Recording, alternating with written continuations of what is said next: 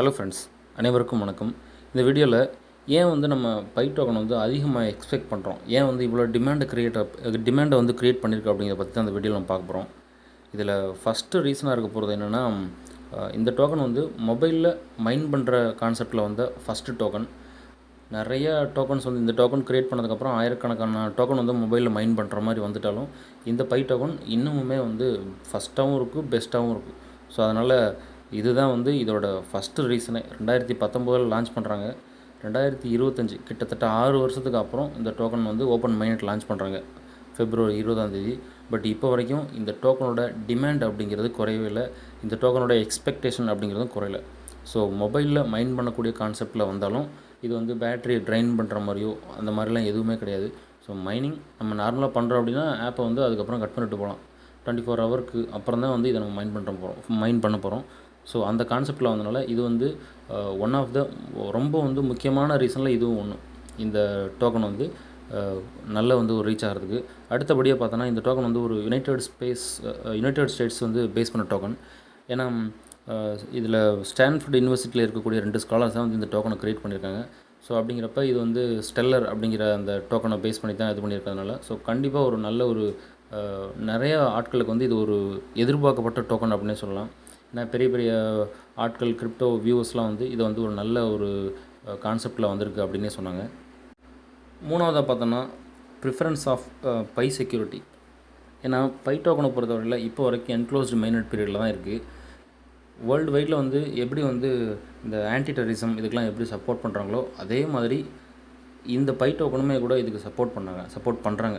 ஏன்னா இது தப்பான கைக்கு இந்த டோக்கன் வந்து போய் ரீச் ஆகிடக்கூடாது அப்படிங்கிறதெல்லாம் ரொம்ப இதாக இருந்தாங்க. ஸோ அதனால் இது அவங்க ஒயிட் பேப்பர்லேயே கூட கொடுத்துருந்தாங்க.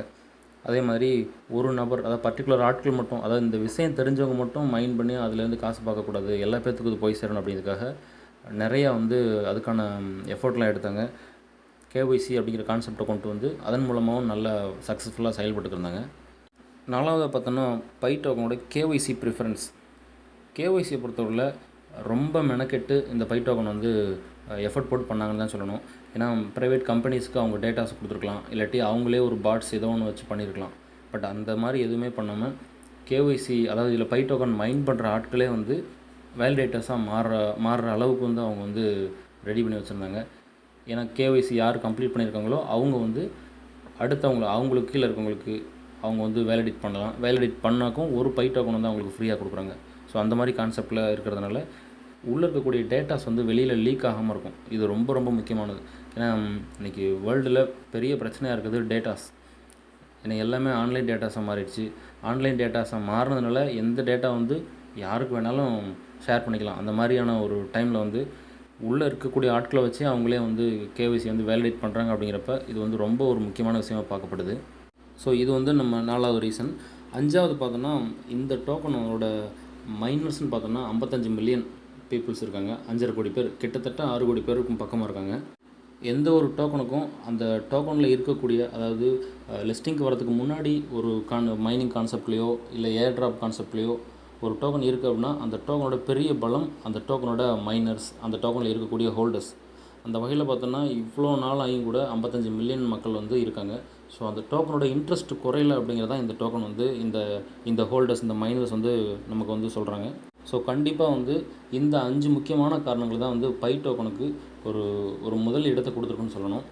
பை டோக்கன் ஒரு கான்செப்டில் மட்டும், அதாவது நம்ம டோக்கனை மைன் பண்ணுறோம், மக்கள்கிட்ட கொடுக்குறோம், லிஸ்டிங் பண்ணுறோம் அப்படின்னு மட்டும் இல்லாமல் நிறைய மெயின்நெட்ஸ் லான்ச் பண்ணியிருக்கோம் இல்லை. மெயின்நெட் லான்ச் பண்ண உடனே உள்ளே இப்போ பை ப்ரௌசர்லாம் லான்ச் பண்ணி பார்த்தீங்கன்னா உள்ளே வந்து நிறையா சின்ன சின்ன ஆப்ஸ் இருக்கும். அதன் மூலமாக வந்து பார்ட்டர் சிஸ்டமில் இப்போ வரைக்கும் ரன் ஆகிட்டுருக்கு. கிட்டத்தட்ட ஒரு 20-30 ஆப் மேலே வந்து ரன் ஆகிட்டுருக்கு. கூகுள் லொக்கேஷனை காட்டுறது இப்படின்னு சொல்லிட்டு நிறைய பார்ட்டர் சிஸ்டமில் அப்படின்னு நிறையா வந்து நம்ம ஆப்பை ஓப்பன் பண்ணி பார்த்தாலே பார்க்க முடியுது என்னென்ன ஆப்ஸ் இருக்குது அப்படின்னு சொல்லி. ஸோ நீங்கள் பை டோக்கன் யூஸ் பண்ணுறீங்க அப்படின்னா கண்டிப்பாக இந்த விஷயம் உங்களுக்கு தெரியாமல் இருக்காது. ஸோ இந்த மாதிரியான சில விஷயங்கள் இந்த டோக்கனை வந்து அடுத்த லெவலுக்கு எடுத்துகிட்டு போயிடுச்சுன்னு சொல்லணும். லிஸ்ட் ஆகக்கூடிய டைமில் இந்த டோக்கனோட அந்த பீக் லெவல்னு சொல்லலாம். இப்போ வரைக்கும் வந்து பை டோக்கன் $1.50 $2 அந்த ரேஞ்சுக்கு பிளாக் மார்க்கெட்லேயே வாங்கிட்டு இருக்காங்க. உங்கள் ஏரியாவில் என்ன ரேட் போகுது அப்படிங்கிறத கமெண்ட்டில் சொல்லுங்கள். அதே மாதிரி ஓவராலாக பை டோக்கனுக்கு உண்டான ஸ்கேமர்ஸ் ரொம்ப ரொம்ப அதிகமாக இருக்காங்க. அதை வந்து நீங்கள் கண்டிப்பாக வந்து கொஞ்சம் கேர்ஃபுல்லாக பாருங்கள். என்ன அதிகமான விலை கிடைக்குதுன்னு சொல்லி சோஷியல் மீடியாவில் அவங்க கேட்குறாங்க கொடுத்தீங்க அப்படின்னா கண்டிப்பாக உங்களோட டோக்கன் ரிட்டன் வரவே வராது. ஸோ ரொம்ப கேர்ஃபுல்லாக இது பண்ணுங்கள். என்னென்ன டைப்பில் பண்ணுறாங்க, எப்படி ஸ்கேம் பண்ணுறாங்க அப்படிங்கிறத நம்ம அடுத்த வீடியோவில் என்னென்ன இருக்குது அப்படிங்கிறத நம்ம ரெடி பண்ணி போட்டுருவோம். ஒரு வீடியோவாகவே மேக் பண்ணுவோம்.